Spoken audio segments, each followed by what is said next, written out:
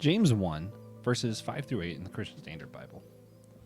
Now, if any of you lacks wisdom, he should ask God, who gives to all generously and ungrudgingly, and it will be given to him. But let him ask in faith without doubting. For the doubter is like the surging sea, driven and tossed by the wind. That person should not expect to receive anything from the Lord, being double-minded and unstable in all his ways. Here, James is in the middle of writing about trials that everyone must face in life. He writes that we need to turn to God for wisdom in our trials, and that our trials will help build our faith. After the verse, James even warns the reader not to attribute any temptations they face to God. This verse seems to condemn having doubts in our struggles. Brandon Knight, do you think that the author's intent here is really to just tell the reader to continue on to what's next without any doubts at all? No, I don't think that's necessarily what's going on here in this passage. So when, it is very biblical that God has a plan for our life, right? Like we have Ephesians 2:10 of we are his workmanship created in Christ Jesus for good works that he predestined beforehand. So depending on your views on the sovereignty of God, free will, predestination, like God has a plan for our life. I think we've maybe mystified that a little too much in modern America, but that's a rant for another day. No, I don't think, all that to say is that I don't think that James is condemning people for doubting when there's change or uncertainty in life. Now, I think the emphasis here is not doubting God if you are going to pray for wisdom. All throughout Scripture, we see God inviting us to receive wisdom from him. Over and over again, you look at the book of Proverbs, inviting us to receive wisdom from him alone. You look at the ministry of Jesus. He talks about how we are to pray in his name. Paul talks about how Jesus and the Holy Spirit both intercede on our behalf and when we are praying. So I think the emphasis here is don't doubt God. If you are going to pray, if you're going to align your will to God's will and you're going to pray for wisdom, don't doubt that he is going to give you wisdom. James even says here he's going to give it to you generously. Yeah, I like that.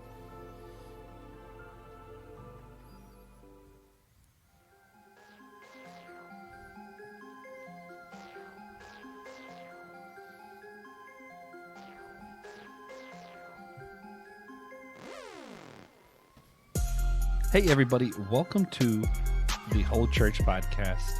Possibly your favorite churching podcast, possibly not. Again, if you have others, send them our way. We'll have them on the show. I am Joshua Noel, and I have one job here. And I've been sent from the Lord with a message. And that message is to be the pure hype man of the man for which hype was invented. The one and only co-host, TJ, Tiberius Juan, Blackwell. How's it going? Oh, it's going. Thank you. Yeah, you're back with the eyes of Sauron look. Yeah. Oh, I was told totally. This was at 3:15. Yeah, but we won't say that. That way I won't have to edit it out. Yeah, my bad. I miscommunicated that. Anyway, I'm also here with some guests. Some fascinating, wonderful, beautiful, well-shaped head guests. The one and only, not too rounded head, Will the Thrill from Chapel Hill, Pastor Will Rose. How's it going?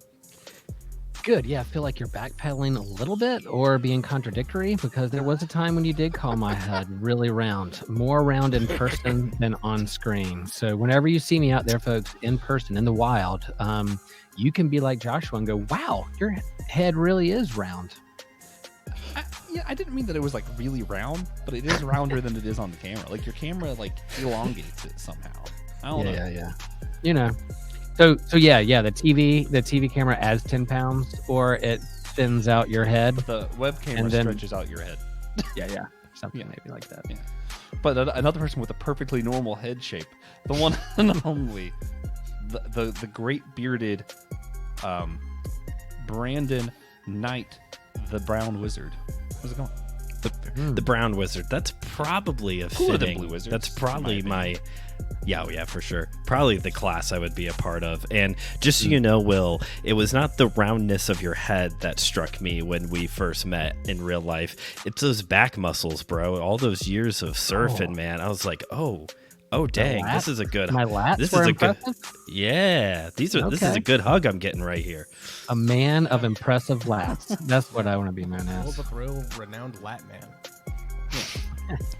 Also, A lot of definitely mileage has on a- those lats. I also feel like Will just walks like a healthy person who's in shape. Oh, And thanks. not like I am in a shape. Like I am in that ball shape. Like he is in shape, not in a shape. Yeah. Ooh, good posture. It's all the yoga. Good yoga. Good yoga Good. posture. Okay, and with all this, You can't see it, people on screen, Also but I wanna let just you sat guys up a know, little straighter. That's all we're I know. actually not here to talk about surfing or exercise. We're actually here to discuss what happens after you receive a call into ministry. You feel like, I need to be a minister or a pastor or something like that, or after you've already gone to seminary. What's next after that, as far as careers go? So this might be for a specific group of people, or for people who are just interested in learning what that's like for other people who aren't you. I don't know, but excited to talk about it in our What's Next series, where we just see what's next and talk about different stages people are in the Christian life that are all part of the whole church. Yeah. And remember to check out the Anazao Ministries Podcast Network website. The link is below. And if you just like us and you want to talk to us more, you can hang out in our Discord server. It's pretty cool. It's an easy way to reach us. Yeah, that's accurate. Anyway, so without further ado, also check out the other Anazao podcast network shows. We got a few represented here and a few others on their way. Brandon does My Seminary Life and just started Kung Fu Pizza Party, which I say Kung Fu Pizza Party. He makes fun of that in the first episode, which was a fun one. He also does My Seminary Life, where he talks about his time in seminary and now what he's learning after seminary that maybe he should have learned in Ooh. seminary, which is really fun. And that's the then, name of course, this episode. What's next Will- after seminary? Yeah, I will say that I Brandon's whole shared. podcast is this episode. I shared your Kung Fu Pizza Party with a friend who's also a pastor and also maybe a black belt, I think. So, and he said he Ooh, enjoyed my it. favorite. So there you go. Yeah. This Sweet. this episode's actually going to be named "My Seminary Life Abridged." Abridged. Isn't that The abridged literally version. what dummy for Isn't that what dummy for theology is too? It's like these are two guys who don't know things. You're going to talk about things, and you're going to learn something from them. Yeah. Also, Will is say host. Will preaches, and then I take that and we turn it into the homily podcast. True.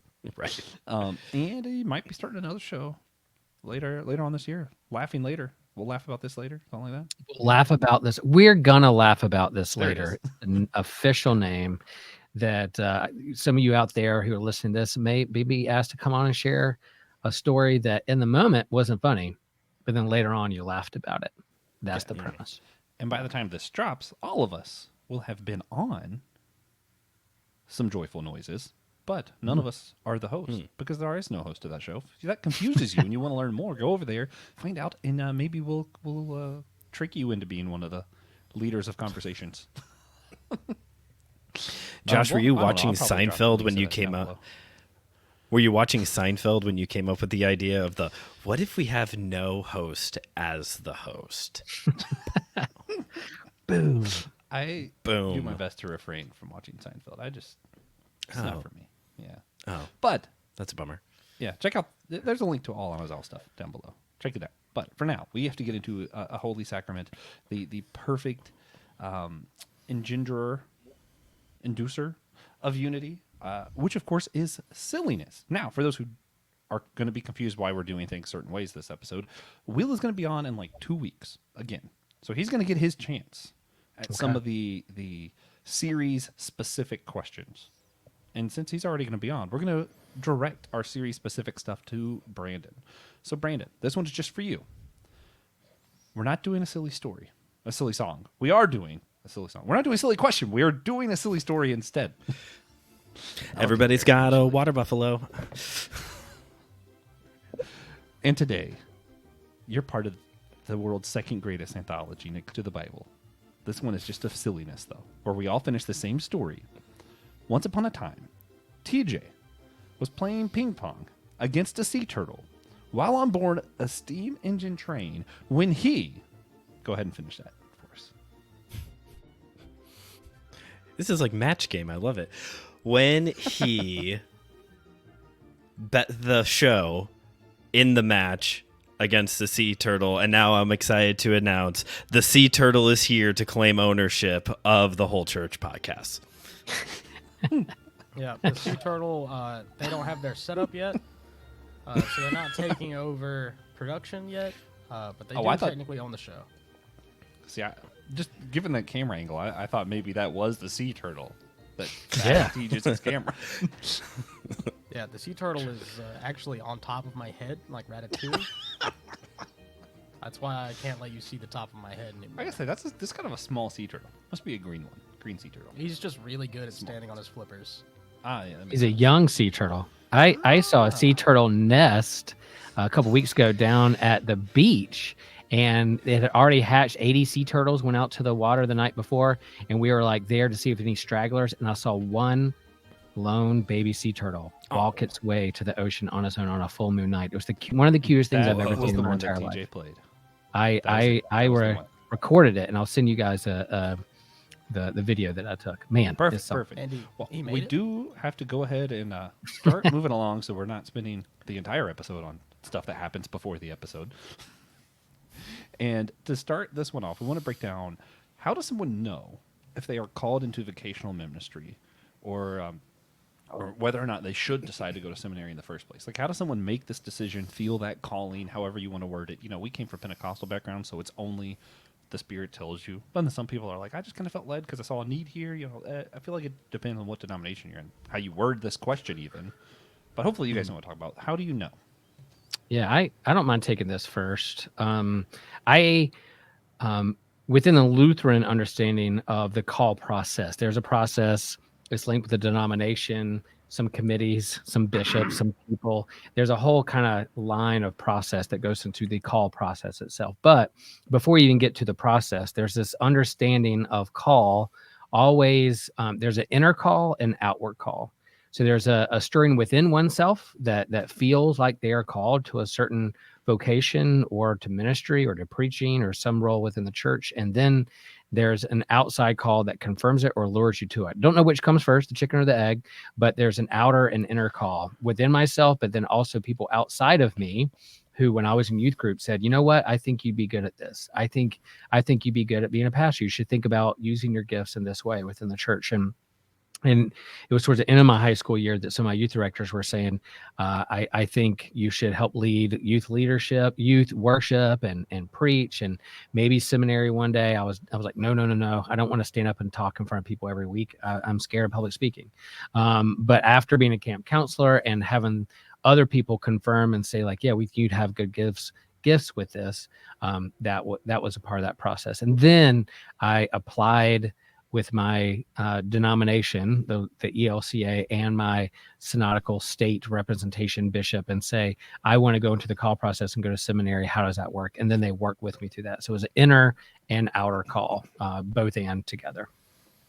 Interesting. Brandon?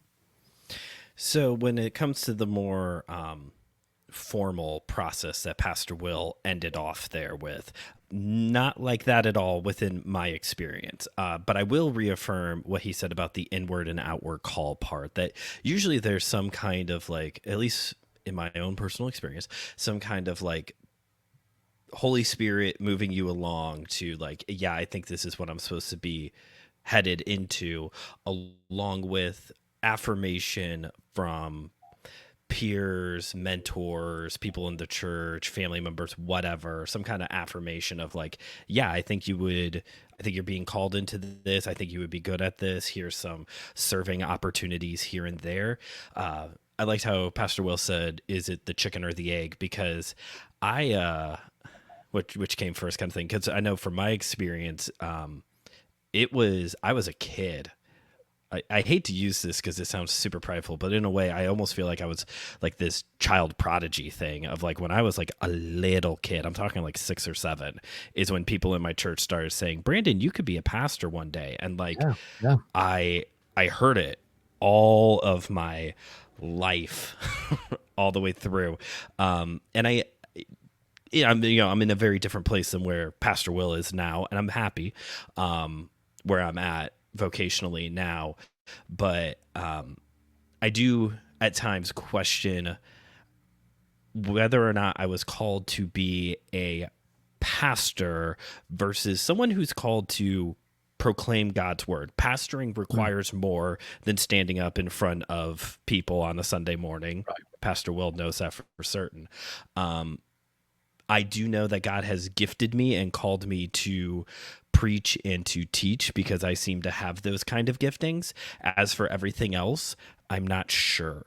But yeah, like just to go back to what Will is saying, I do think it is a inward and outward, an internal and external call, and I'm glad his denomination has checks and balances after that part. Yeah, real fast, Joshua, but I promise I won't derail this a whole lot, only a little bit. So yeah, I remember being a kid and thinking about what do I want to be when I grow up? Firefighter, police officer, pro surfer, blah, blah, blah. And some things I could say no to, but then when pastor came across my mind, I couldn't say no to it. And part of me was like maybe feeling guilty that I felt like I was saying no to my own pastor who I really loved, or not thinking they were worthy. But the thought of being like a public speaker on a weekly basis terrified me.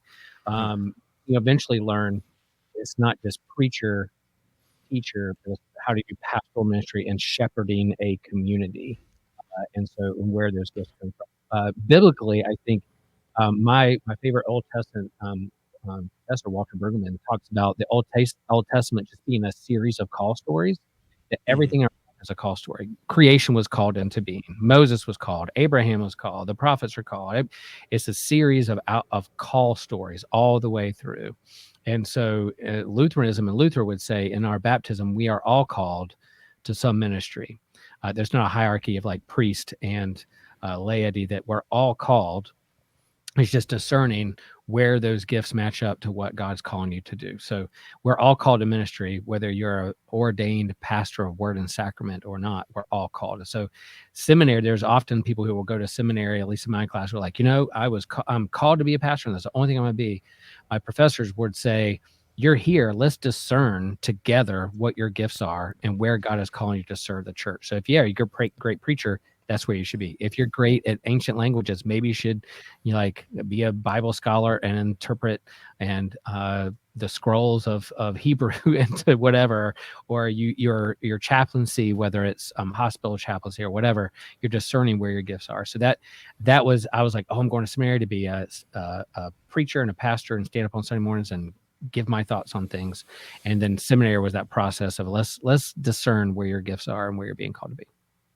I love that there was an emphasis on discernment, and then Josh can take control of his show again, because I feel like in my experience, it's a little bit more of like a, you know what you want to do, so do it while you're here in seminary. Prepare for what you think you're supposed to be doing. At least from where I have been, there's been very little. This is more of a neutral experience of let's see where you actually best fit in the body to serve versus, okay, well, you want to be a pastor. Here you go. Let's do the pastor thing. Okay, Josh, take over your show. Wait, one more thing. Sorry, you did another thing. Discernment. And I feel like I'm always in our process friends, we're all in a process of becoming, but I'm always in a process of discernment. So yeah, I'm being called now to this church, and I feel called to be pastor at Holy Trinity Lutheran. But I'm always discerning about,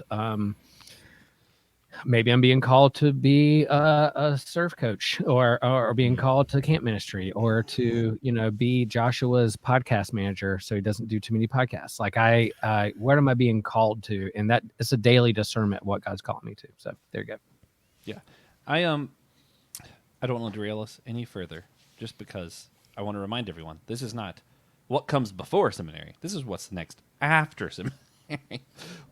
But I will say that as far as the calling stuff, I like what you all said.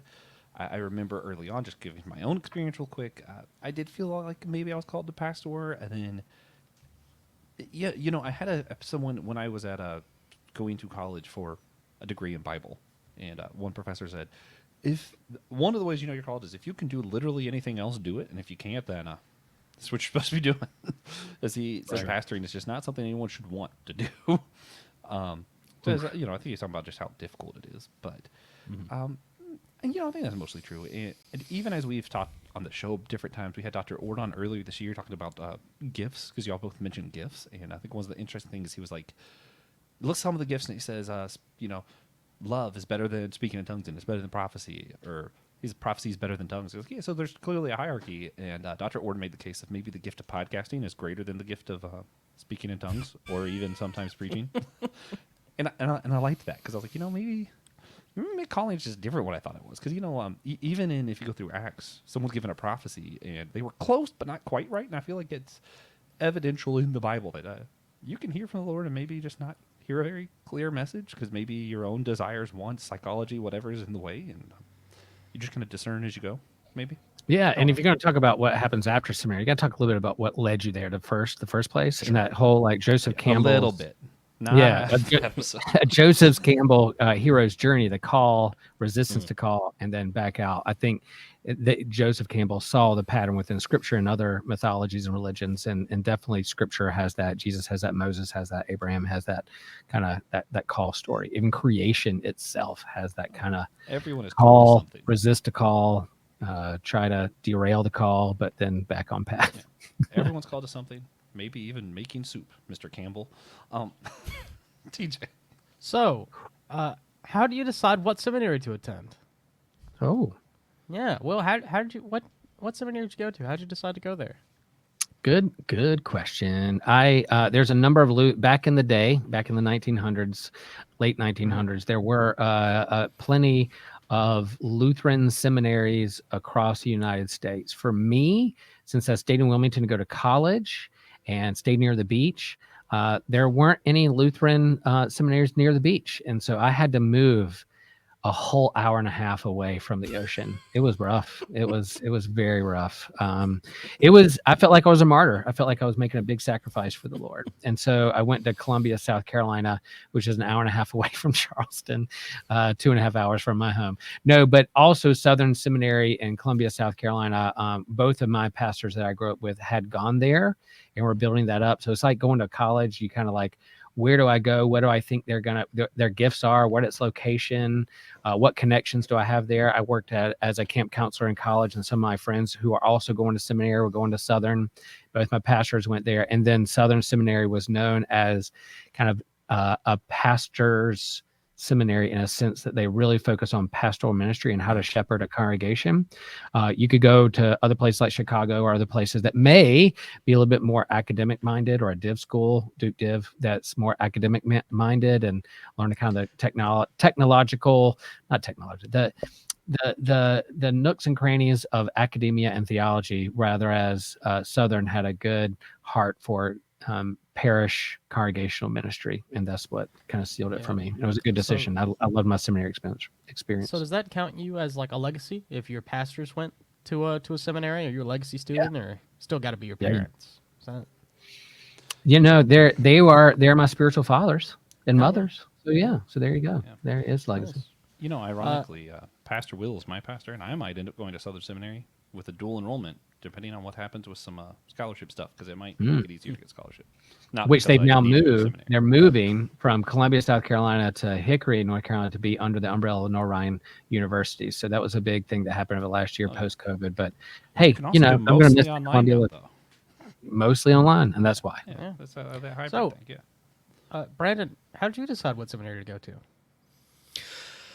Which one? Because I've gone to two. So Both. I went to Grace College. For my Bachelor of Arts. It's about 2 hours east of where I'm at now. And when I went back to seminary to finish, and also this is all of what my seminary life is about, I went online with Grace Theological Seminary because they had just started a new online program. It was very affordable. It was a little bit more of what I was looking for, kind of like a broad ministry style degree. And yeah, it was all online, but also the school is close enough that, commuting was out of the question, but, it was feasible for me to go to graduation and walk. And I did. And then the very next weekend, I flew out to Pastor Will's church for the Every Tribes, Denominations, and Tongues convention. So that was a busy 2-week period of time for me.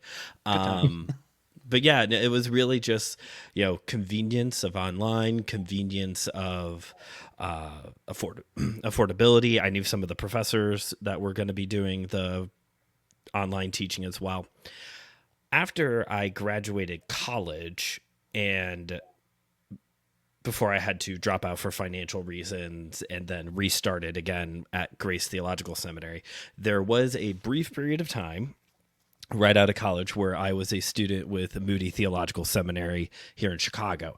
I was an online student, even though Chicago, the Moody campus is probably like 30 to 45 minutes from me, depending on traffic. And it was my goal that at some point to at least take a class on campus, get the rest done online, just because I don't want to commute. If you've never driven through Chicago traffic, you don't want to stay away. I've been to other cities other big cities where it's worse. Atlanta is way worse, but Chicago is very aggressive drivers. So I was at Moody for, I think it was like a year and a half, 2 years, knocked out a handful of classes. And at this point now, retrospectively, I am kind of ashamed to say why I chose Moody. Not because of anything about them particularly, but my decision to go to Moody was because of the name recognition. That I knew that Moody Theological Seminary would look better on a resume than Grace Theological Seminary. Grace Seminary is really well known within their own denomination and they have more congregations out like Eastern Indiana, Northeastern Indiana, Western Ohio. Moody Bible Institute, Moody Theological Seminary is more nationally recognized. And here in Chicagoland, it's like, those are the guys that you want to get. So I'm ashamed to say that back then my mind was a little bit more on the what looks good on a resume thing, which is, sadly something that a lot of young men and women going into ministry is encouraged to do, is to make their resumes look really good. So yeah, I was at Moody for a little bit, but eventually finished with Grace Seminary. Cool. So you answered a little bit, and you do have an entire show about it. Sure. But what was seminary like for you, Brandon? Briefly, Well, I mean, there is a show. I mean, I guess very literally what my life was like. I was an online student, and halfway through we had a baby. So it's kind of like you're drowning and then somebody hands you a baby. That was kind of what my experience was like. I will just say this, because again, there's a whole show if you want to hear more thoughts on seminary. One, I really prefer the classroom environment versus the online environment. Online is super convenient. Don't get me wrong. But I miss the camaraderie. I miss the random classes over. Let's go get donuts and coffee and chill out for a bit before we start on our papers. And I missed the flexibility, because even though online schooling is very much marketed as flexible, you are in charge of your education. You don't have friends around you who are going to motivate you. You don't have a professor actually there looking at you, reminding you, hey, you have a paper due this Friday. Like, it's all on you to stay up on the reading, the lectures, the assignments, the everything. And so you have to be very disciplined, and it's exhausting. Yep. What about you, Will? What was seminary like for the great Will the Thrill? I loved my seminary experience. It really was, because it was kind of an intergenerational. People right out of college, some were their second or third careers, a little bit older. So it was kind of an intergenerational class. Some of my really good friends that I was a camp counselor with during the summer were going through this together. We started off in like seminary boot camp, which was biblical Greek in July, and to get ready so we could take New Testament in the fall. I'm not good in English, much less an ancient biblical language that didn't know, but I passed it, and when P is for pastor, we have pass-fail system. P is for pastor, and so we moved on into that semester. So it's a 4-year. My seminary process was a 4-year process, 2 years of classes, summer school of biblical Greek, a summer of clinical pastoral education where we go into the hospital and practice chaplaincy, and then your third or fourth year, you go on internship, and so you spend a whole year as a vicar, someone who's not ordained, but you're basically on staff of a church, being a pastor and a minister, learning what it means on-the-job training, being a pastor, preaching each week, and leading Sunday and groups and church councils and that kind of stuff. And then for me, it was a third-year internship, and then third year come back for a senior year to process what we learned on internship and try to squeeze in as much as you wanted to learn before you went out into the quote-unquote real world as an ordained pastor out in the world. So that was my 4-year process, and you kind of overlap with those who've been before you, who have been on internship. My first year seminary, I remember the seniors who have been on internship and come back with a bunch of stories, and then eventually you become a senior and you come back from an internship, and there's people who begin their first year. So it was a neat 4-year process. In the midst of that, we'll talk about it a little bit, I'm also being tracked and supported and questioned and interrogated also by my denomination and my candidacy committee about how the process is going, with checks and balances of making sure I check out theologically, but also how am I doing? Am I going to be good for the church, or I'm going to hurt the church when I get out of seminary? So they're also making those judgments too with me. So it's kind of peer review, committees, classmates. It was good. And then it's like, man, and even when I headed into my first call as a pastor, I felt like, wow, I just went through 4 years of seminary. Did I learn everything I need to learn? I did feel like I rushed biblical Hebrew and Old Testament. I could have learned more about that. I could have learned more about New Testament. I could be a better preacher. Wow. Do I know how to handle myself in a pastoral situation, in a hospital or emergency? All those kind of self-doubts. But that 4-year process, I think, equipped me pretty well to enter into the church, to be a well-rounded pastor, knowing that my next few years as a rookie pastor, I was still going to learn more and still learn each and every week and month. So that was my process. And it was great. I loved it. Some people don't have a positive experience depending on their school and their candidacy committees. There's nightmare stories of people really being gatekeeped and having a hard process because they feel called, but people are slamming the doors in their faces. I get that. For me, it was relatively positive and built me up to equip me to be a well-rounded pastor of a church. Yeah. All right. So we mentioned earlier, Will is going to get his chance to shine for our What's Next specific questions. But now, Brandon's in the spotlight. So, Brandon, this series, our What's Next series, started off as a bit of a joke. We were running out of ideas for the show because, we've been doing this for I scared myself because it's just my eyes became giant on the screen. So technically Josh scared me. That's on him. But we're out of the show, so we joked. We're just going to ask a bunch of guests what we should do next. And we've talked to church leaders, like Will and a lot of our friends, you, Brandon, and all kinds of different people from different traditions and ethnic backgrounds. We've spoken to people from all over the world, and we've done series on church offices, worship styles, anything you can think of. We've probably at least talked about it a little bit. But, Brandon, what should we do next here on the Whole Church Podcast? What should you do next? Well, have you ever... I don't even know all the things you have done. Could you do something like a...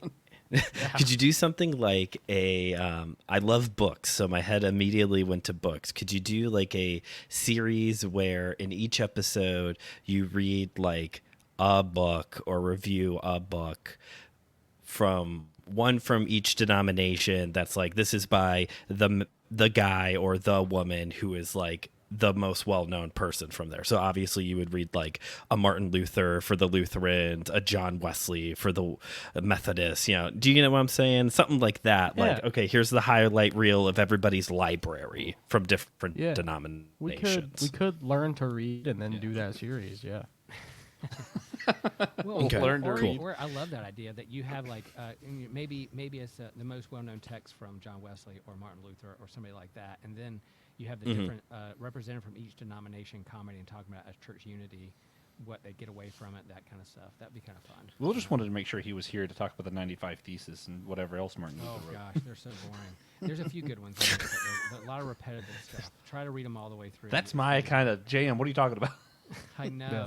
It's like reading the Constitution, which Joshua loves. But quick derail moment.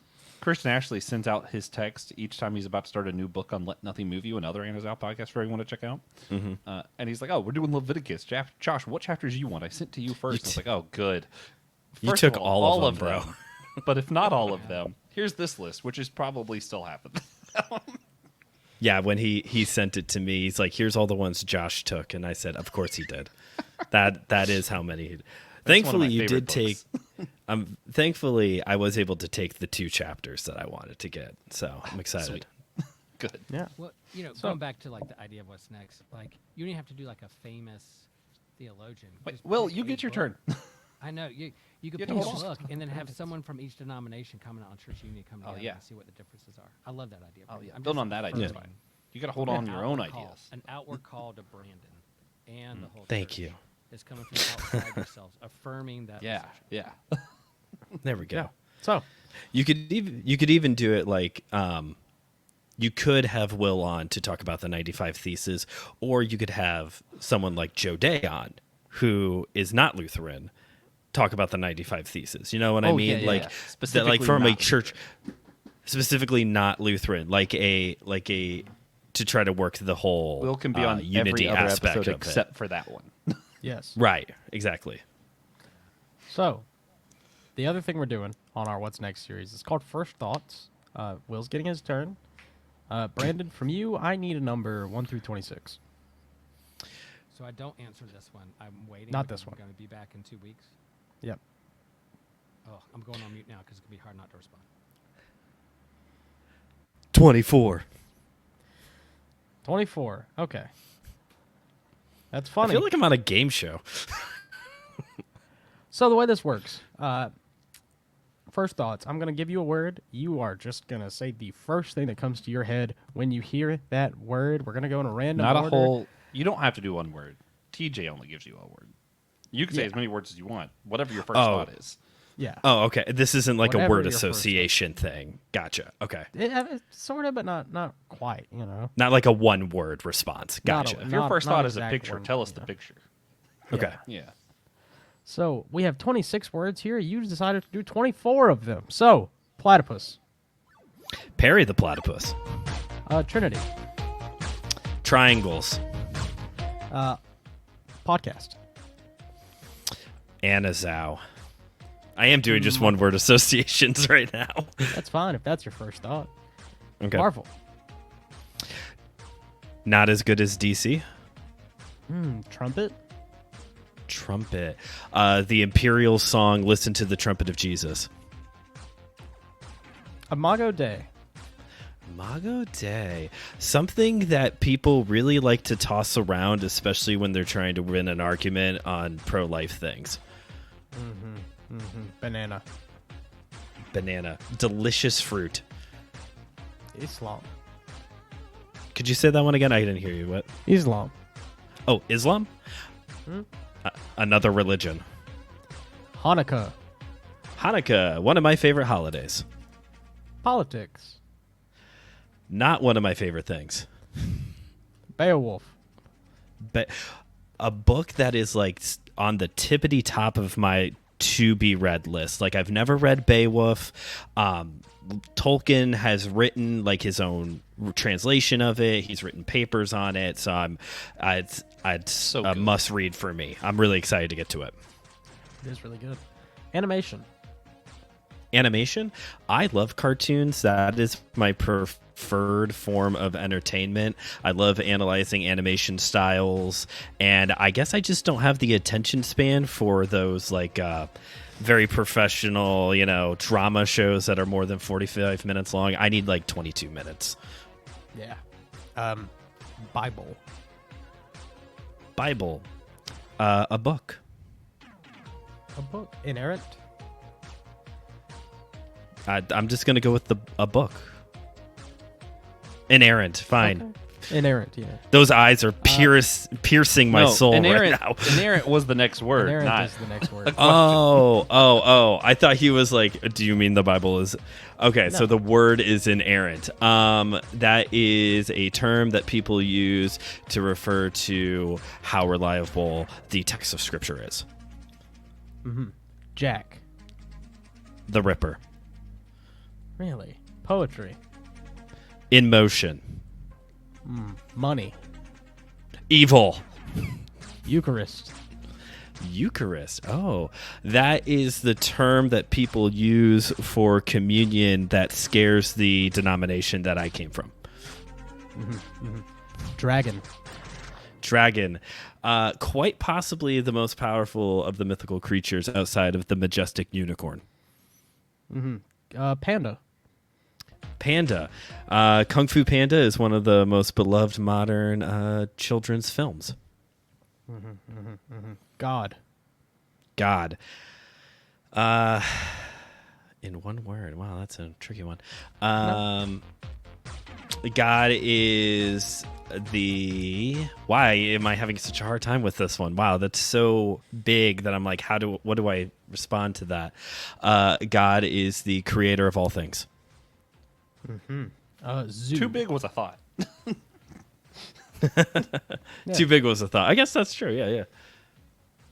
What was it? What was the next word? I'm sorry. Zoo. Zoo. One of my wife's favorite places to go when we're on vacation. We always look for a zoo to go to. All right. We did platypus first. Yes. Jesus. Jesus, God's only son. All right. And that should be, if I've kept track correctly, I'm impressed 24 if you have. of our 26 first thoughts. That was Excellent job. incredible. That's the most anyone's done so far, I think. I thought I was going to pick a number and I was going to get that one, Nope. not a total of. So, Will, now you know. No, Will, you don't know. You have to answer truthfully. Because You're gonna say I, 26. If someone says 26, I'm going in order. I just I'm want a to little let you know small change. that's been my plan from the beginning. Because you did a really low ball number on our intro. So the outro, when I do it, I was just going to say 20. Or I'm thinking about 25. Because I'm really curious which words you don't choose. fair. You know? If you want to know which words I didn't choose this time, it Sure. was artist and Bassett. Ooh, good call. I would not have had a response at all for Bassett. What's Bassett? Exactly. We can't tell you. You got to No. first thoughts first. All right. Well, with all that, I'm a little tired. I'm not going to lie.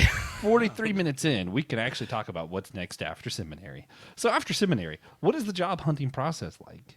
Is it really that much different from any other career after college, looking for a new job? Will, it's been a while since you've spoken. You want to start with that? Yeah, let's give Brandon a breather after that hard work. Ooh, we need a hand clap sound effect. The horn needs something. Needs some kind of sound effect after that. Come on, let's hear some cheering. There we go. That's what I'm talking about. Now, that's podcasting, folks. Yeah, for me, since I was a part of a candidacy committee call process within the seminary process. So seminary, definitely, I went through the seminary. I paid them money for tuition. They gave me grades. My professors judged me on my papers. That's what professors do. They judge you and give you grades. I passed seminary, but along that way, I was in a candidacy process, call process with my synodical candidacy committee. And along the way, they would endorse me and approve me. And at the very end of my seminary life and seminary process, they approved me for ordination, approved me for call. Therefore, they stamped and approved me and said, now we're going to put your name out there to Lutheran churches to say you are an approved candidate for ordained ministry. And it wasn't just me necessarily applying, looking on the internet and seeing what job openings were in Lutheran churches. I was connected with my bishop and the bishops of the ELCA. Every year at a certain time of year, they have all the names of the seminarians, and at least they used to do it this way. It might be a little different, but they put them in a hat, and it's almost like a fantasy football draft where they get picked to go around the room, and they pick people they want in their region, in their synod. And then once This is they get amazing. picked and assigned to your synod, then they look for churches that have openings that match with your gifts. So for me, I was assigned to Region 9, which is the Southeast, and then the Bishop of Florida picked me first in their first round or whatever, and then Bishop Trexler said, all right, we'll fill out this almost like a job application where I like some essays, and I get to check off what I think my gifts are, or I want to go into youth ministry, I want to be team ministry, I want to do these different things. And then he looked in Florida and found a church that matched those gifts and said, hey, here's a candidate I think would be good for you. And then that church will interview me, and we're both interviewing each other to make sure we feel like it's a good match. And then the congregation extends a call to me and says, Will, we want to call you as one of our pastors, and I can accept or reject, that kind of thing. So it is like an interview process. I do have to fill out my rostered leader profile, which is like your resume, and then you're working with both a bishop and a congregation to see if there's good match. We just went through the call process with our new campus pastor, Pastor Katie. She wrapped up seminary and then was on internship last year, kind of a 4th year, final year internship. And then we interviewed, I got permission from our bishop to talk to her. And then in that interview process, we both felt like we were a good match, and we extended the call to her. So that's how that works. Now, if I left Holy Trinity to take another call, then I would talk to my bishop and say, I'm open to another call, and this is the area, this is my gifts, this is where I want to go, and then it'd be another different process. But after seminary, it's a little bit more like you're working really, at least within the Lutheran denomination, working really closely with the denomination to be like a matchmaker thing. They're not telling you where to go. You still have some autonomy to interview with a congregation, and they have a choice as well. It's not like the bishop. There are some churches that do that, Episcopal and I think even Catholic will say they make an appointment, and the congregation has no say in the matter. It's a both and with us. It's a suggestion, and then they interview. Yeah. So I hope that makes sense. I desperately want the seminarian draft to be televised. That sounds I would watch amazing.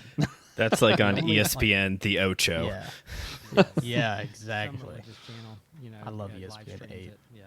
I think it may be a little different now in terms of assignment to get away from that draft. I think I've been coming up on 25 years of ministry, so it was a while back. I think they may do things a little differently, but in terms of coming out of seminary, there is assigned to regions and to synods and working with the bishop's office to work with congregations to make sure there's good matches to seminarians coming out of seminary for their first call.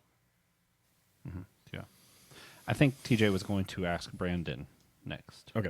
Or me. I don't know. Someone's asking Brandon next. Brandon, you're next. Okay, so I really love that we have Will and I both on here, because we definitely have had two very different experiences, it seems like, with this whole seminary thing. And for the exception of that draft pick part, I would say Pastor Will's experience, at least I wish I had more of that kind of an experience with the check and balances, with people guiding you along the way. Because for me, it was, okay, you've graduated, now get on Indeed and LinkedIn and church staffing and hit the pavement just like any other job and apply and get ghosted. Just copy and paste how anyone else kind of goes through a job search process into what my experience was like after seminary. I wish I had more of a guiding hand in all of this from bishops and my own, whatever. I didn't have bishops. I came from different traditions. So, no, mine was very much just a typical job hunt process, and people, they thrive in that kind of environment. I know for me, one of the difficulties that I ran into very early was that even for very, like, you could call it intro work in ministry, like internships or like youth pastor jobs, those jobs that we sadly do treat as like intro jobs to kind of vet people for senior pastor roles. A lot of them were like, hey, you need a master's of divinity in pastoral studies and 5 years worth of experience that I cannot get unless somebody hires me, but they're all expecting me to have 5 years worth of experience and a master's of divinity. I have a lousy MA. What good is an MA going to do you other than put me more financially in the hole? So I say, I know I'm kind of coming at it hard, which is partially on purpose, because I feel like when you have a podcast that advertises itself as a show that talks about seminary, the assumption that is made is that, oh, this guy is just pro seminary and is going to tell everyone to go to seminary. I'm not. I'm going to tell you where seminary has done me well, and I will tell you how seminary has failed me. And so I'm leading a little bit more with the bad news part. There is good stuff. There has been good things that have come from my seminary experience that you can get on the podcast. But yeah, it's no, I wish the job hunting. I don't have really anything positive to say about the job hunting part, if I'm being honest. It was rough through and through. Yeah, and I'll just follow up and say that like there's definitely like some pros and cons of both. Like I know there's people in my world, denominational world, people who would feel like that sometimes the bishops and the synods would more micromanage and be a hindrance and really be gatekeepers with them when they just wanted the freedom to go find their job and get out there and do ministry that they feel called to do. And so they might want more of the freedom, autonomy to go out there and hunt down their own call in a church that they feel connected with. Rather than having kind of the middleman, middlewoman doing it. But for me, it was helpful to have that hand all the way through. And then I could say I want to be a part of team ministry. I want to do youth ministry. Those kind of things. They'll hunt down churches for me that they think was good at matchup. Now, after my first call, looking for my second, we moved back to South Carolina for my wife to go to school. And then I was like, man, what's next after first call? I did this. My parts of it were good. Parts of it was rough. I don't know what I want to be when I grow up. Who am I? My pastor identity. And then eventually that bishop worked with me to find a second call and a good match for me and my gifts that really helped me become the pastor who I am. I mean, my first call did too. There was a lot of good things about it. But so anyway. As soon as he's... Of discerning where you feel called to as a part of it. But yeah, after seminary, what's next? I'm sure finding that first job. It's the same like after college. What do you do? Where do you find a job? Yeah. As soon as he said that after first call, what's next? My mind immediately went to, we've had one breakfast, yes, but what about second breakfast? We've had one calling, yes. What about second calling? I will say that's the bonus episode. What's next after first breakfast? After first breakfast. Oh, that would be fun. I will say this, hindsight of 2020. Actually, we shouldn't say that anymore. In retrospect, I'll stick with that one. In retrospect of like my own life journey and where I'm at now, I do appreciate, I learned so much in Bible college and in seminary. I have so many great books. I feel so equipped to do ministry now.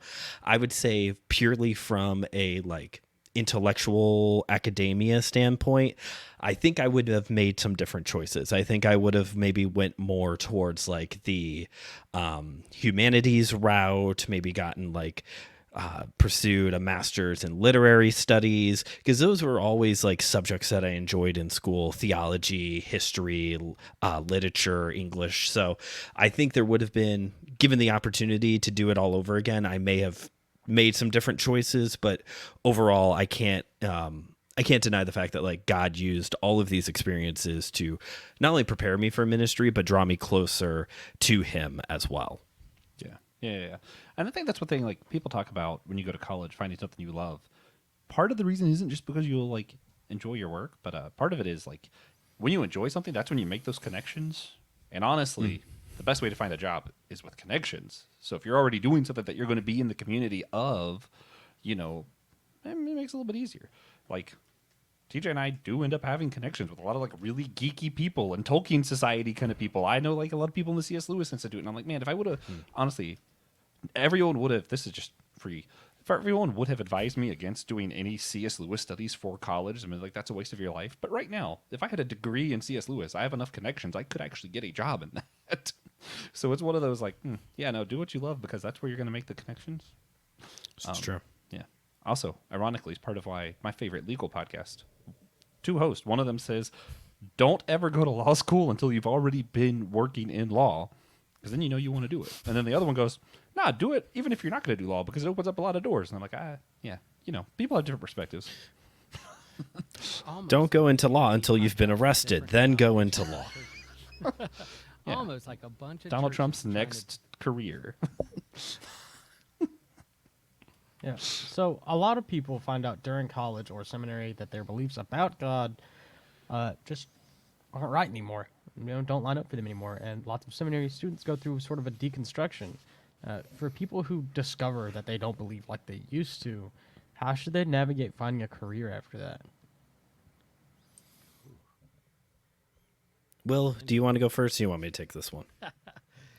Yeah, I just think, I say this all the time here and other places. Like, 20-something will is different than 50-something will, and first call will is different from third call will, and we evolve and grow. And you hope that you know, if you find yourself not in line with your own church's or denomination's line of belief, then don't suffer in it. I mean, sometimes our livelihood are attached to salary and benefits, and so you have to stick with it for the livelihood of your family and keeping a roof over your head. So I totally understand that.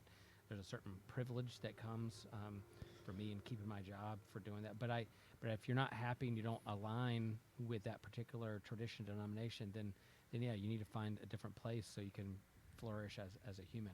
Thankfully for me, I've been able to evolve and grow along with my denomination, and the churches that I've been a part of have been open to that. Yeah, there's a continuity, a red thread of, I feel like, the same will that I was in seminary, but definitely my beliefs about God and ministry and approaches to ministry have evolved and grown, and some have been deconstructed, some have been reconstructed. And so I'm thankful that along the way, my family and friends and the churches that I've been a part of and ministries I've been a part of have been on that journey along with me in understanding that. So we're relational. We do it in relation. We don't do it by ourselves. And so being authentic and honest with ourselves and others about who we are and what we believe, I think is really the way to go. So I feel like I've grown, and I'm a part of a ministry that is open to that. And if there's ever a deal breaker, something that my denomination or my church decided that I wasn't in line with or disagreed with, then yeah, I'd have to go, work at a comic store or be a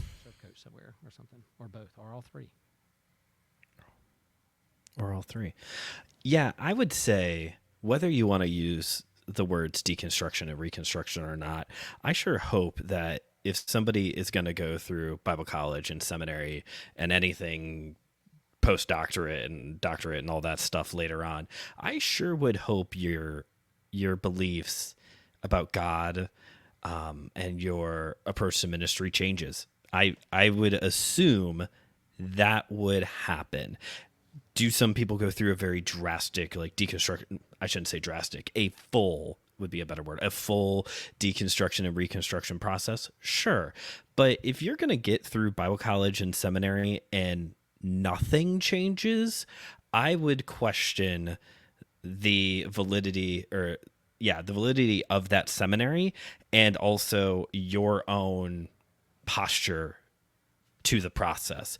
Like, things changed for me. I don't necessarily say I went through a full deconstruction process or reconstruction, but a lot of my beliefs did change. And you know what? They've changed to different things even after Bible college. And I graduated from seminary last year. Was that last year? I've had a long year. I've graduated.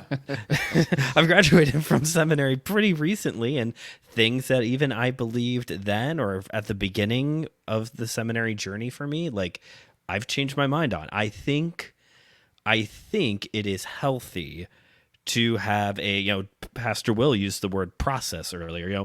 We're all in process people, so, like, my hope would be that those changes do occur. And I understand that for some people that might put you in a very sticky situation because you went in a Baptist and you came out an Anglican. Yeah, that's a pretty drastic change there, friend. Or you went in very conservative and you came out very liberal, but you're a part of this very conservative, denomination or whatever the case may be. So I don't want to downplay the fact that may cause difficulty professionally, relationally, even within yourself, but I would actually hope there is some change that happens if you go through this process. And if you're going then you shouldn't be there. Like any kind of school, you're going to college to learn, you're going to grad school to learn, you go to a personal trainer, hopefully you're going to come out of that process changed and different for the better. Seminary is the same way. There's definitely you go richer and deeper into certain topics and understand the Bible, and then there's some things you're like, I don't need that anymore. I can throw it away. Like going through, an attic and saying, I'm going to keep this. Oh, look at this gym. I forgot about this. Let's hold on to that. Or like, don't need that anymore.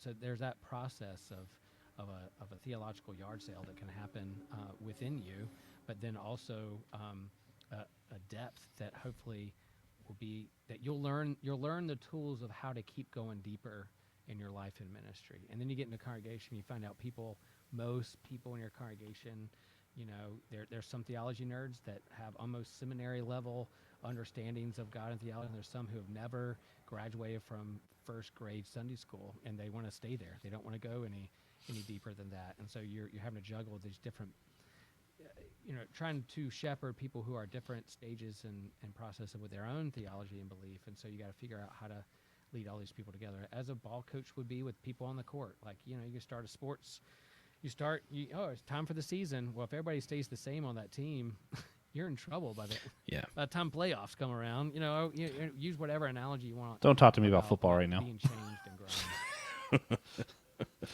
I know you know what's been happening. Leave me alone. Yeah. All right, guys, we have Florida State, a couple other big questions, but we only have 20 minutes left, so we're going to try and run through these quicker than we probably would hope to, but is what it is. Is it difficult to attend? This is for both of you, but I'll let Brandon go first. Because, this question is kind of inspired. For TJ and I, we've both worked in food now. And after you've worked in food, when you go in a restaurant, it makes things different where you're like, you notice stuff and you're like, oh, do I really want to eat here? You hear when someone says heard from the kitchen. And I swear, before you work at a restaurant, you never hear people say that. And now you're like, wait, what? It's like a trigger word, right? And even, especially because I like Moe's. I work at Chipotle, and I like Moe's. And I go to Moe's, and I see stuff, and I'm like, oh, no, you can't fry the chips like that. What are you doing, man? And I'm like, I got to close my eyes through the line so I don't know what's happening. Actually, it's a robot that fries all of Moses' chips. Oh, okay. Just a That's little not thing. true, though. I've seen them at a good Moe's. They have like a little thing. God, that Super sounds fancy. great. They That's just have to probably why load they're the better chips than up. us. There goes that last Anyway. 20 minutes. Anyway, I was curious if the same kind of thing kind of happens as you go through seminary, do some of these internships. Do you go to a church and you're like, well, why is he preaching it that way? He really should have set his sermon up this way. Or like, does it kind of spoil the fun of church? You know what I mean? Spoil the fun of church. You know how the sausage is made now, right? I mean, yeah, I think that happens with everybody who gets a little bit of an insider look of things. Like now, for those of you who are curious, what happens after seminary, Brandon? You become a ninja coach, because that's my actual job title now. And so I teach kids parkour, gymnastics, and martial arts. And so now when we just got done with the summer games watching the Olympics, I'm nowhere near the level of Simone Biles remotely, but I could actually understand what she was doing now. Or when I watch pro wrestling, it's like, oh, these things that were these crazy moves that these men and women do in these matches. Hey, I can do some of these now. That's awesome.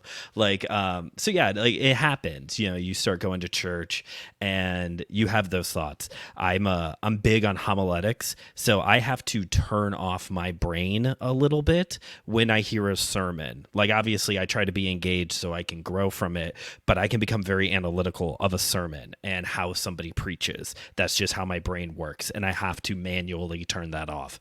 Same thing with, like, with my pulpit supply ministry. I go around, I see all these different churches, and it really does make me question, why does this church run their worship service this way and this one completely avoids it? Like Pastor Will's church, the high liturgical style, doing church calendar and all the readings, and my former home church sings 4 of the most current worship songs, does a virtual offering, praise, and now we're on a 45-minute sermon. Like, why did we skip all these other great things? Like, let's read the Bible together. That sounds cool. So yeah, like once you get exposed to how it could be done, like it does make you question. I just did a whole episode, actually 3 episodes with Joe over at Buddy Walk with Jesus, where we talk about this a little bit more in depth of like, you also have to wrestle with what is actually biblical way to do church versus what is your personal preference. Like preferences are important, but, kind of like wrestling with, okay, when am I pushing my preference versus how we should be actually doing worship? Yeah. So this past Sunday, when you and Cooper watched my children's message, you were like, why is he using 2 foam fingers on rather than 1? Yeah, totally. Hold on now. What's going on here? What is the matter with Will's hands? Great question. What's up with the shape of Will's head? Anytime that you know how something works, it's hard to be kind of like not a leader within it or just like a casual civilian within it. I think so. When I go on vacation and I have a Sunday off, it's rare that I go to church because I do it honestly. Now, if I retired and then I'd probably become a member of a church, and now that I know what goes in the church, I'd probably say, hey, Pastor, what are the jobs you don't want to do that I can do for you? That's good. that I can help out with. You don't want to read on Sunday, or you don't want to do this, or you don't want to talk to this member, or you need to tell them something hard they need to hear, but you don't want to tell them. Let me be that person for you. Like, you kind of know the in and outs of that thing.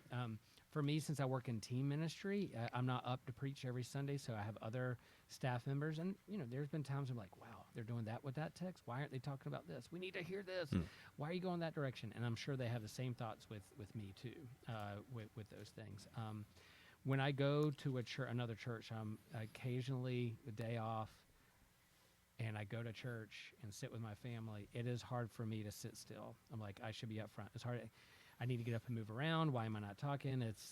I need something to do. So it is hard for me to sit still and listen. But I think I've been in ministry long enough that I've cut off the criticism. I know how hard it is and everything you have to juggle. And if they mess up during the announcements or something else, I'm like, yeah, it's hard. You have a million things in your head going at the same time. I'm a lot more gracious and understanding of what the minister has to juggle, what they have to manage on a Sunday morning, and not only with worship leadership, but the million things they're trying to accomplish, and members coming up to them going, also, or right 5 minutes before worship and say, let me remind you to say this during the announcement. It's like, well, maybe I might remember to say that, that kind of stuff. So yeah, it's a both end. I'm both gracious. I try to cut off the criticism because I know how much work has gone in, but there's definitely times where we're like, ooh, why they go that direction? Or they missed a point. Oh, they're being tone deaf about this particular thing going on in the world. So anyway. Yeah. Brandon. Will, would you say it's almost like you become the most qualified armchair quarterback? Yeah. You know what I mean? It's kind of like once you know how it's done, like you are just like observing and making comments on it, and there's not really much you can do about it. But at the same time, you're probably more qualified to make those comments versus the person who has never done it before, And my frustration, if you want to get into pet peeves, is I have like communion helpers who will help me during communion. I don't think they're going to listen to this podcast, but there are times when like they walk up to me like, where do I stand? What do I do? And I want to go like, Linda, you do this every Sunday. Right there.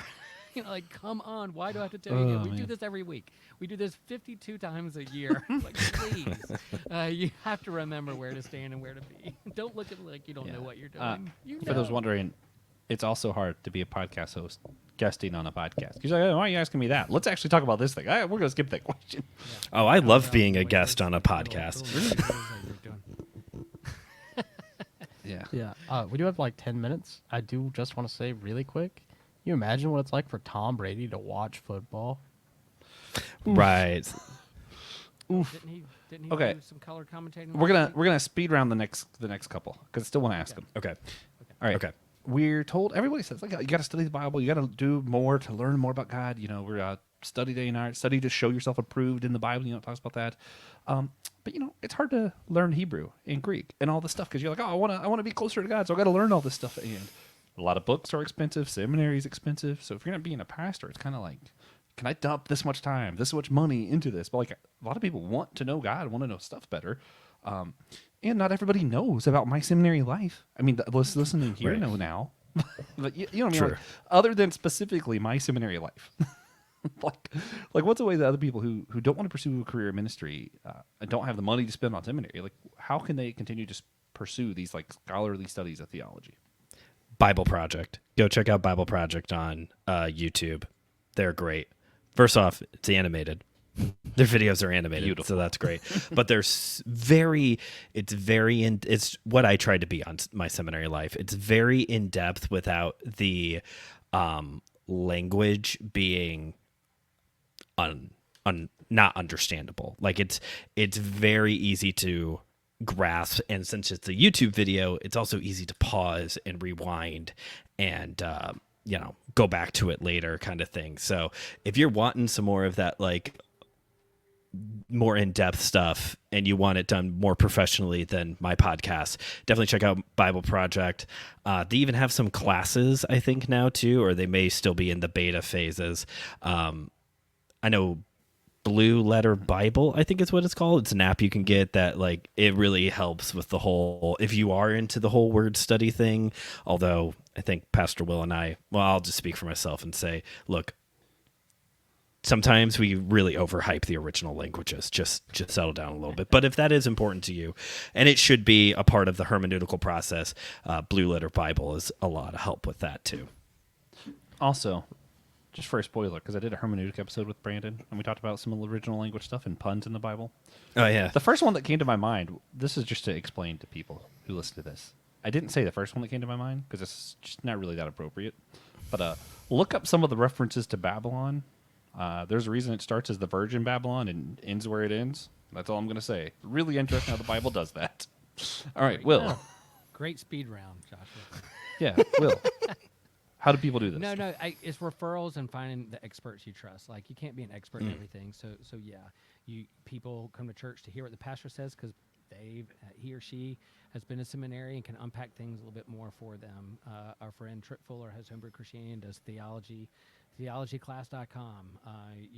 You have those things. I went to a doctor today because I'm not an expert in endocrinology. She is. So I went to her for advice and those kinds of things. So you find the people who resource you. I think this day and age with the internet and looking things up and the computers in our pocket, when I was in seminary, I went to the library and I cracked open a Hebrew lexicon, and they wanted us to learn the Hebrew because they knew we wouldn't have like a whole big seminary library right next to our church or in our home office. But guess what?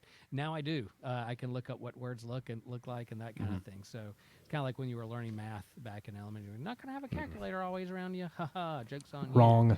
Same way with Google and looking up Yeah. Hebrew. But you got to be careful what you look up and who's saying it and trust your sources. Same with AI, all that jazz. Yeah, I'd say if you want to... Go ahead. Find Sorry. the experts you trust. Yeah. Just to add on to that, if you're going to want to study something better, don't trust Amazon reviews. Ask your pastor. Specifically because a lot of your Amazon reviews are people who went to seminary and are very mad at a book because I don't like how they interpreted this one really specific verse. And they really like to harp on that. And just ignore it because you get all these like nerds who are criticizing books for stupid reasons. Your pastor will just kind of tell you, hey, this is a good book. I might not like what he says about this, but everything else is pretty good. Just trust your pastor. That's what I'm saying. Like, I'm going to tell Also, Brandon not to trust Eric Metaxas when it comes to Bonhoeffer. Oh, yeah. Don't do that. Don't do that. Don't trust him. If you are like a high school student listening to this, don't listen to your math teacher. You will have that calculator in college. You They're will just have being that mean to you. what else might we have not thought about that may be important for people to think about after attending seminary? Anything?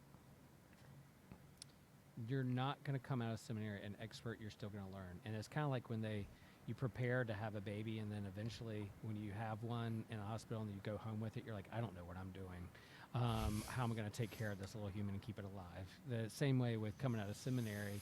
Oh crap, I'm about to go into a community or pastor a church or go into a ministry. I'm like, I still have a lot to learn. I think you're just honest with that. You come in, or don't try to like unload everything you've learned in seminary in one sermon, your first sermon that Sunday there. That kind of thing. So you got a lot to learn. Try not to unload everything in 1 week, and go from there. We're all lifelong learners, lifelong process, lifelong disciples, and discerning what our gifts are. Yeah, I'm being bad, but that's also why I hate the term Masters of Divinity. People come out of seminary and everyone expects you to know all things about God because you literally have the title Master of Divinity. Divinity. It was like, maybe learner of divinity. It's true for like every master's degree. Yeah, master's is just not a... Come with a better word. You come out as a master of business with 0 businesses. There's a master swim team, but it's not about like how good you are. It's like those are the old folks. Yeah. Anyway, Brandon. Do not have your identity wrapped up in being one or the other. Whatever it is that you think God is calling you to, do not have your identity solely wrapped up in that thing. You know, again, the process that Pastor Will went through had a lot more discernment in it, so that probably helped not have your identity completely wrapped up in one thing, because you might be led to realize, oh, actually it's this. But if you're like me, you know, I went into it like, I'm going to be a pastor. The end. That's the whole sentence. And from an American Christian church standpoint, I am not a pastor. From a gifting and everything else standpoint and equipment, like, yeah, probably. But don't have your identity wrapped up in that. You are not a pastor. You are a disciple of Jesus first. That is, even no matter what ministry field you go into, you are still a disciple of Jesus first.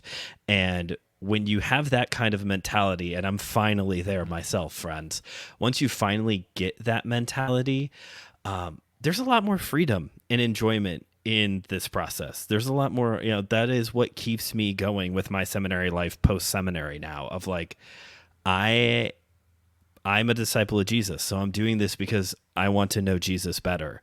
And that probably should have been where I started with this process as well. I really enjoy how this has been an hour and 15-minute long advertisement for my seminary life.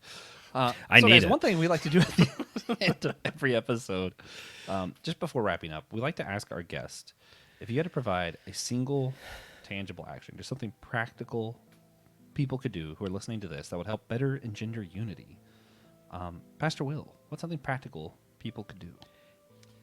Okay, folks, if you have a new pastor, if you have male or female right out of seminary and they're part of a staff or whatever, please don't use demeaning words like junior pastor. I've said it, rookie pastor. They're like, oh, they're just the ones, you know, yeah, there's a bit of hazing when you come out of things. You're the new person on staff, you know, passive aggressive or aggressive.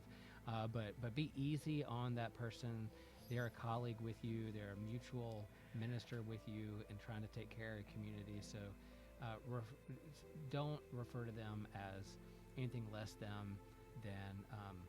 you know, a pastor and minister in your midst. Yeah.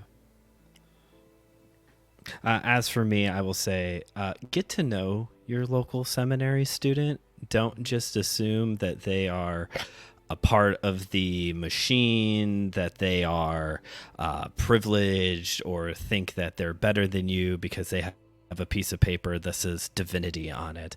You know, there's a lot of critiques and criticisms that I get about seminary, and a lot of them are just assumptions about me and the process itself. So just get to know the person who went to seminary, or be willing to hear a different perspective on seminary, even though it might not match up with what you want to hear about seminary.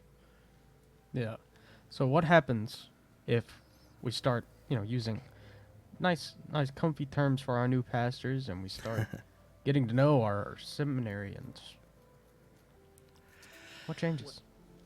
I think you just have a mutual respect for one another. You don't see Mhm. this hierarchy as you're below me or below the other pastor or whatever. You're on equal footing, and you're in a co-minister situation and a sense of respect. And it also always helps to get to know somebody deeper than just like what your expectations or labels you place on them. They may be totally different than what you've already labeled them to be. Yeah, we're all Ah, a geekdom of priests.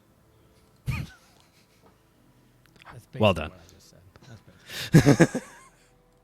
Yeah, I don't know if there's anything else I could say towards Pastor Will there. It's like, yeah, I mean, in the end, we all just, I think if we did something like this more, there would be a more respectful, loving community.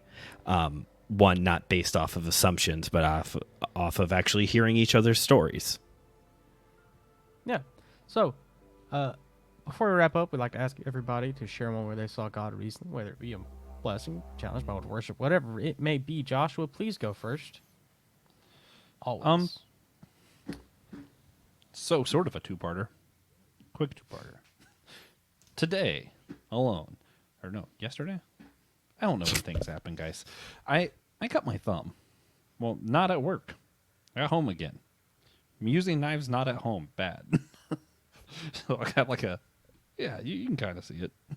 Yeah, right into the nail there. It wasn't super pleasant. But then... You know what's really sad is I don't even remember. Something happened today that was just really nice and pleasant. But I can't remember what it was. But I do remember my thought afterwards of just kind of that Philippians 4 of like, I can do all things through Christ, and like its actual context being of like, no, literally all the things that I do are through Christ, not I'm able to do anything, but rather all of the stuff, cutting my thumb, whatever that good thing that I did that I forgot was, all of the things I'm able to do through Christ. And just kind of remembering like, oh yeah, he's there in all those moments. Florida State last year went undefeated till the last game, and he was there, and they're going completely defeated this year, and he's there with me watching those games. Sat on the couch. Yeah. Yeah. So for me, my God moment last night was closing my store, as I'm wont to do now, and we just kind of started talking. Someone's cleaning the line, we're cleaning the tables, I'm cleaning off the rice shroud, and the crew members that are still there start talking about their spirituality and what they believe about heaven or hell, and I'm like, oh, you're not gonna believe this, but I know a thing or two. And that was just a cool moment to have. Doesn't happen all the time, especially with like the younger generation, because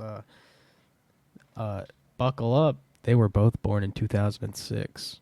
Man, Whoa. TJ calling someone else the younger generation? Right. That's my God moment. That's my God moment. And, Realizing we're old. and I love the fact that TJ's like, hey, you young kiddos, I got a podcast. You know what radio casts are? Just this Does dude the playing turn a the podcast chair radio. side backwards thing, sits down on it. Ugh. Walk into the lobby, grab a chair, and bring it back into the kitchen and sit on it. Yeah, I love it. Should have. So Will, let's have you go first. Do you have a God moment for us? I do. It wasn't that long ago, maybe a week or two ago. I went to my fantasy football draft with my guys, our Lutheran pastors. We were on a lake, and there's a paddle board, and I was like, oh, I'm gonna go get on that paddle board while everybody's still sleeping, nursing whatever they drank the night before. And I paddle out onto the lake, and as I'm paddling, I see like this mama duck with a bunch of ducklings kind of swim away, and I'm like, that's cool. But then I hear this sound.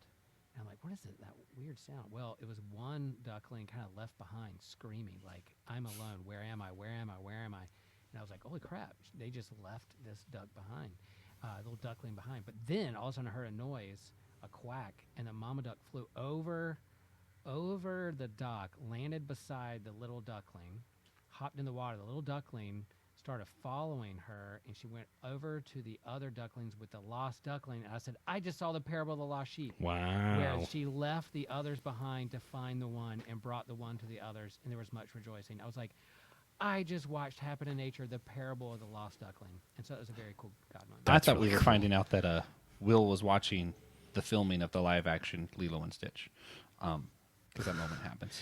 Anyway, I was expecting a duck to pop up, like he has a duck now. it's like, look, guys. And I now have a pet duck named TJ, born in 2000. No, Yeah. And every time someone walks in the office, they start with a "what the duck," and then we proceed to have our counseling session. Is that me now? We bought a house. We bought a house, and we're moving. Whoa. We're moving 20 minutes east of where we are now to a little lake town. We got a lake. It's the Midwest, so those things happen. We're excited. This has been like a whole year-long process for us now of trying to find something. We kept getting outbid by all those house flippers who are then going to buy the house cheap, make it really valuable, and then sell it for a profit. So it was nice. We just finally got lucky, and there was it was an estate sale, and they had much higher offers, much higher money or actual cash on the table, but they found out we were a young family with a 2-year-old, and they're like, you should have the house. You should get it. So real excited. 3-car garage and a shed.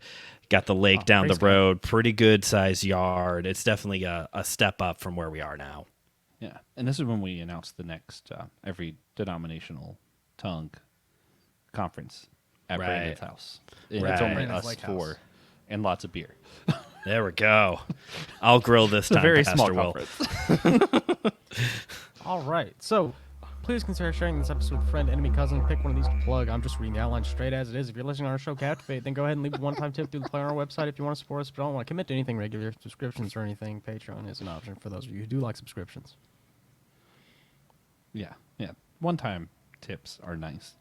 Use Captivate. It's cool. Also, we mentioned a lot of Anazao Ministry podcasts today, a lot of Anazao Podcast Network shows. So, check out Kung Fu Pizza Party, My Seminary Life, The Homily, Some Joyful Noises, Systematic Ecology. I think I mentioned Let Nothing Move You. All those things we mentioned, you can see it. There's a link down below that says Anazao, and you can see all of those shows. Super cool. Yeah, we hope you enjoyed the show. Next week, we're going to have on Joe Day to discuss what's next after splitting ministry. After that, we're going to have Will Rose on again to discuss what's next after COVID, political violence, etc. Then we're going to do a review and finale to this What's Next series. And finally, at the end of season 1, Francis Chan will be on. Perhaps. Probably. That coward. That coward. He's got to get here eventually. Yeah. Slow the show down if you want to understand the last 10 seconds. Or ask Francis Chan. He'll 0.75. interpret for you. He's willing to answer any questions about the whole church podcast. Yeah. Everyone, please email him and ask him about this show specifically. Yeah.